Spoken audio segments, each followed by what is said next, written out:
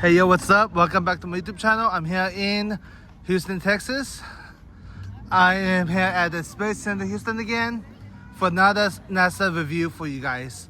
Oh, we're doing NASA reviews again. Yes, why not?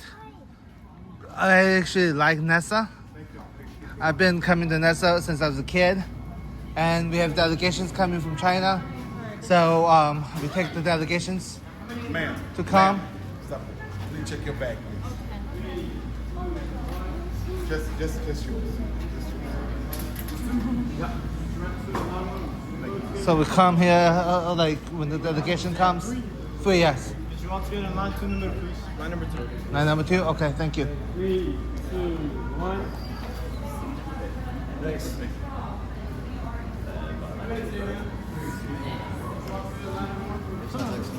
Okay, let me stop the video for now. Continue later. Hey yo, what's up? We're now on the way to Rocket Park to see the spaceships, and then after that we come back here to buy tickets to Mission Control to show you guys what it's all about to go to space.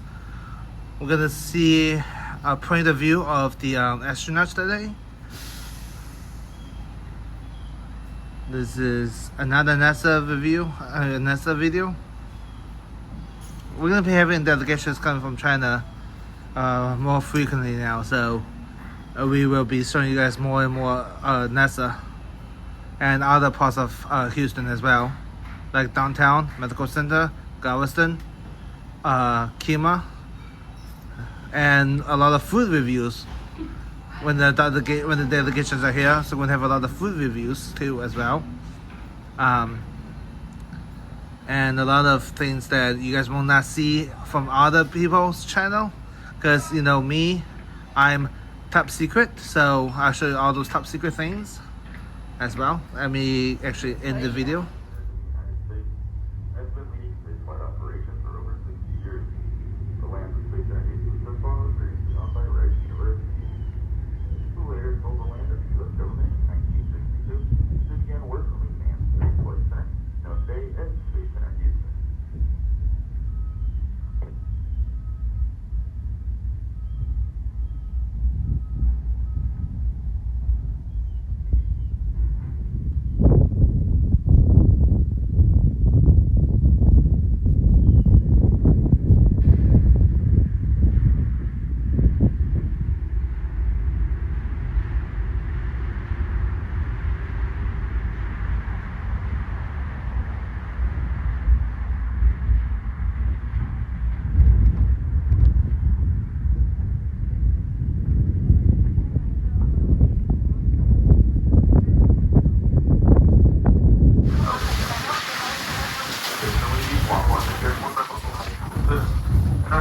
There's a tripod to film. I'm using my phone because I lost my tripod. I don't know what happened to my tripod. I gotta buy a new tripod. Using my phone is not that convenient, but whatever. Once again, welcome back to my YouTube channel. If you haven't subscribed yet, please do subscribe. Like my videos and like all my friends' videos, please. We work so hard to film for you guys, literally. Inside this building, it houses the Saturn V rocket, which is the type of rocket that took us to the moon, and the rocket spans the entire length of this building. There are only 3 left on display in the entire world, and ours is the only flight certified one left in existence. Data put pieces from the 3 Cancer Apollo missions in 18, 19, and 20. And outside, you can see 2 mock-up rockets on display. The shorter one with the red top is a model of the Mercury Redstone rocket, designed initially as a ballistic missile. It was then later repurposed by NASA to carry the first American astronaut into outer space. Next to that on the yellow scaffolding is a Little Joe 2, a test rocket used before the launch of the Saturn rockets to test out the launch escape system, which is that tower-like structure you see on top of that rocket. It'd be used in the first few minutes of spaceflight to carry the crew away from any unnecessary dangers that may occur during liftoff. And the capsule at the top of it is a real test capsule that was used during that Apollo program for the Saturn run. So we're headed to Rocket Park, so we're gonna see all the Apollo missions that happened. And we're gonna see a couple photos of Neil Armstrong and the crew. Please do not cross the road to the long line cattle that is private property. We'll discuss that. Please do do not climb anything here at Rocket Park, including the rocket displays and trees. And whenever you're ready to leave Rocket Park, you'll go to the other end of the building. We're here at Rocket Park already. We're gonna go see the rocket and see all the Apollo missions. Let's go see the Apollo missions. And then we're gonna take the tram back to get tickets to Mission Control. That's where the action is, to be precise. This is amazing. Oh, by the way, guys, happy Memorial Day. It is Memorial Day weekend as we speak. See right in front of me are the engines of the rockets. Right now in front of me is Little Joe the second and BP-22 Safety First. Right in front of me.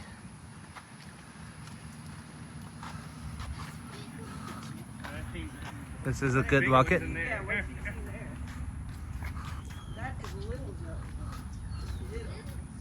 Little Joe. Amos Life, we've been filming, all over the world. Everywhere we go, we film. But this year, 2026, we got more.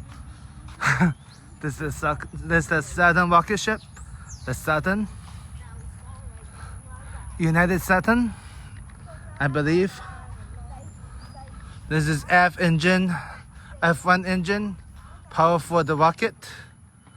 I believe this is the Mercury Redstone, putting the first Americans in space.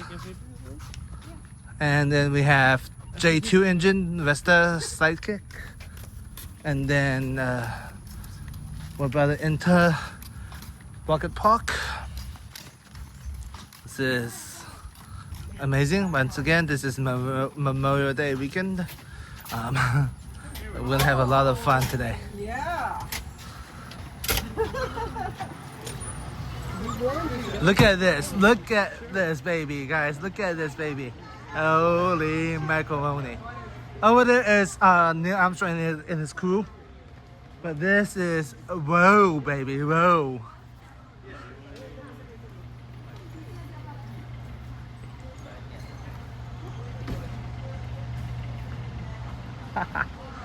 Let's go around and hold on, taking pictures there. Thank you so much. You tell me. 大吧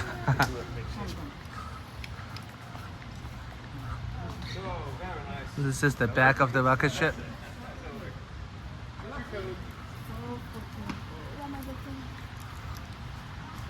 Oh, that's cannot go that way no more. 那边走不通。它竟然保存着那么。是的。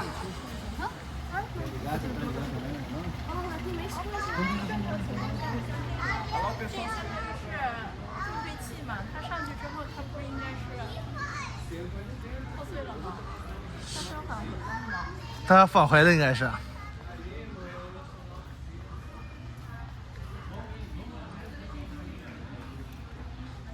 Okay, so to my understanding, I was not right. I was not wrong. I was far from anything. This is the Saturn designed to carry astronauts to the moon. NASA built the Saturn V rocket to send astronauts to the moon. A heavy little vehicle, the Saturn V could lift a equivalent about 10 school buses into Earth's orbit. Saturn V launched Apollo program missions from 1969 to 1972.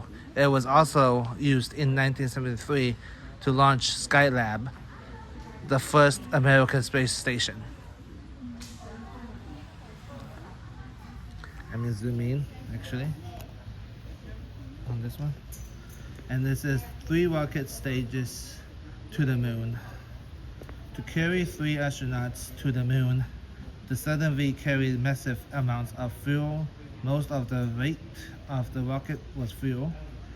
The moon rockets had 3 main components, technically called stages. Each stage burned into engines until it was out of fuel and then spotted from spotted from the rocket to decrease the weight that had been lifted. The engines on the next stage fired. The rocket continued into space. The only relatively small campaign module which carried the crew returned to Earth. On display at NASA's Johnson Space Center since 1977, the Saturn V is on the loan form of Smithsonian National Air and Space Museum.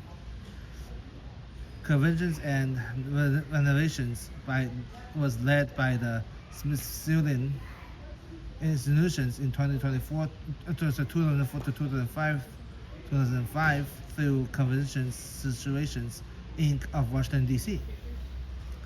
After F1 engines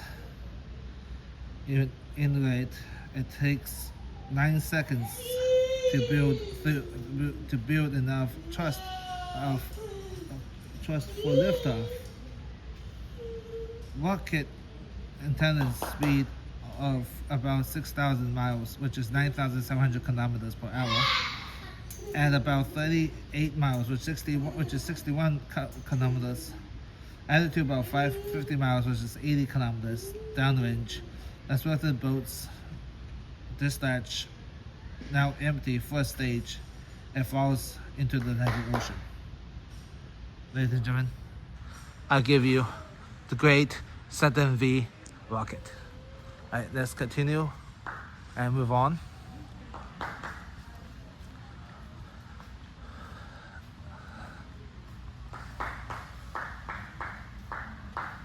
Right now in front of me is the SLS, most powerful new rocket. NASA's new rocket, the Space Launch System, SLS.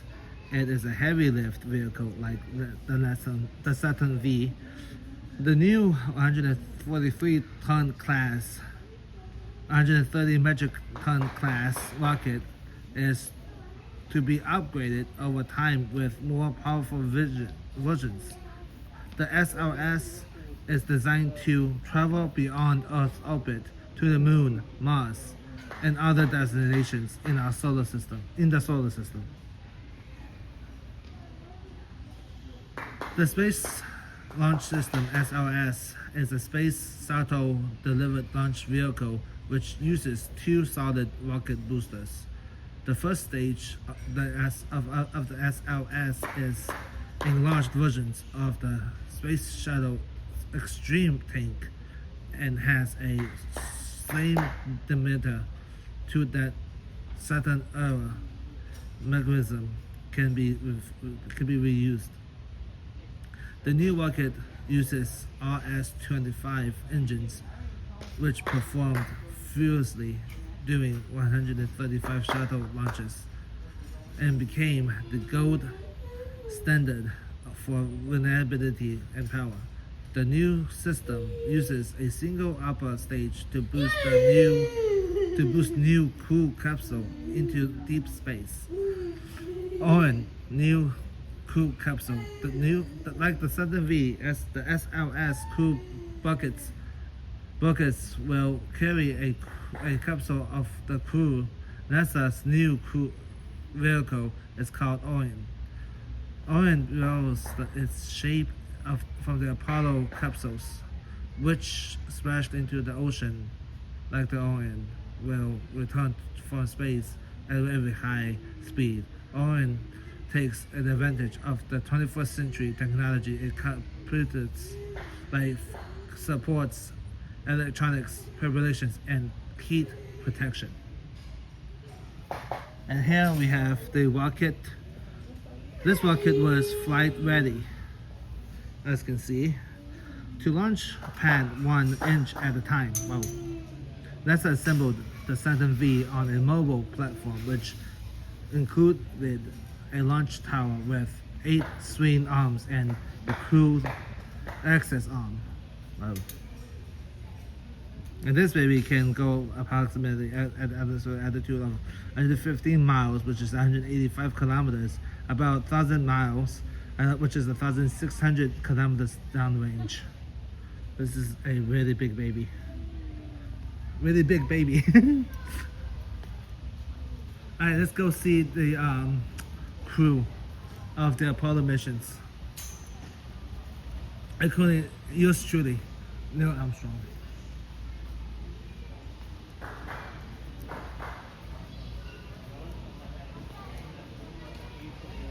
So we have Apollo 14, 13.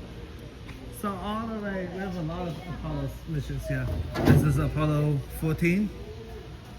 This was mission 31, January 9th, February 1971. Launch on the moon on February 5th, 1971. And then Apollo 13.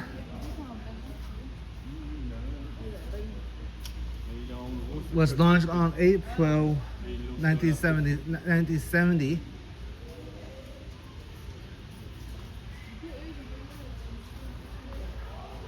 And then Apollo 12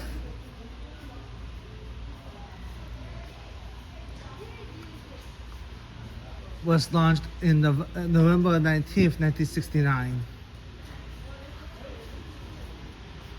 And Apollo 11 with yours truly, Neil Armstrong, was launched on July 20th, 1969, and so on and so forth. But we're here to see Mr. Neil Armstrong. This baby is big. This baby is big. It's a big baby, big baby, big baby, baby, baby, baby, baby. So what Emma's Life is filming here at NASA. That's a unique information about that. Let's go up the stairs now. The last Apollo mission was Apollo 17.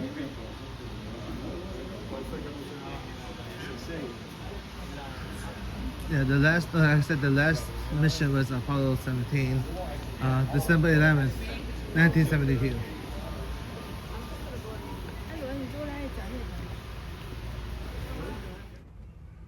这个大的火箭就是带着他们去月球的。阿波罗，所有的阿波罗的那些都是在这儿了。当时他们去月球都是坐这个大的火箭去的。然后我们现在就准备坐车回去买另一个票，那个票呢是带我们去看看他们在太空怎么跟地球沟通的，然后怎么上月球的。At the moon's south pole. The moon is not just a symbol of thinking about our place in the universe. It's not just a symbol of exploration. It's actually a beacon for understanding where we came from. One of the things going to space teaches you is that we're all brothers and sisters. And when we work together to do really hard things, it just brings you together in a way nothing else will. This is woven into Artemis. We have to evolve or we go way out of our time.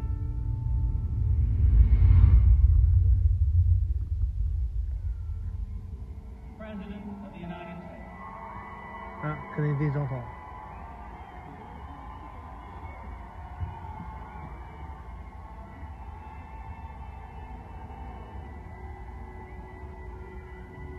We meet in an hour of change and challenge, in a decade of hope and fear, in an age of both knowledge and ignorance. The greater our knowledge increases, the greater our ignorance unfolds. No man can fully grasp how far and how fast we have come. But condense, if you will, the 50,000 years of man's recorded history in a time span of about a half a century. We know very little about the first voice.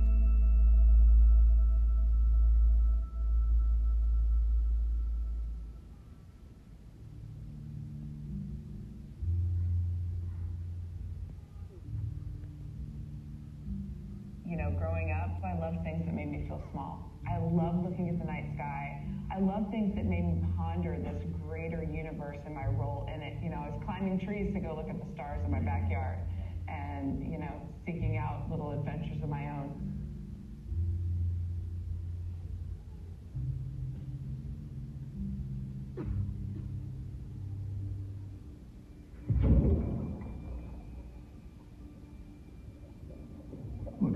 spacewalk in space, but the closest I could get was in an above-ground pool because we couldn't afford a real pool. So we had this plastic thing. It was only 3 feet deep, but I put a brick in the back of my swimsuit. Every moment the astronauts were orbiting the moon 240,000 miles away had to happen in lockstep here in Mission Control. 10%.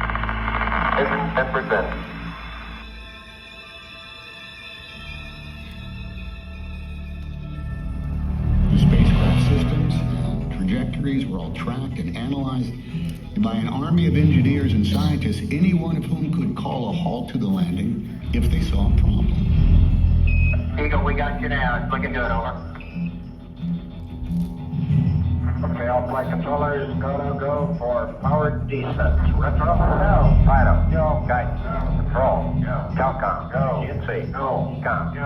Surgeon. Go. Capcom, we're go for powered descent. Landing on the moon for the first time was a one-shot deal with a lot of unknowns, and we all knew that. Looking back now, it was a great adventure and something that we worked hard at doing, and so it was a rewarding experience, and I guess that's what looking at the moon gives me a sense of accomplishment. The excitement of the exploration will motivate anybody that I want to do this, and I think all of us in Apollo had that desire, There's a lot of things left to discover. There's a lot of hard challenges. Apollo was really ahead of its time, and now we're really just back to the point where the technology, the systems are affordable, and we can do this on a more sustainable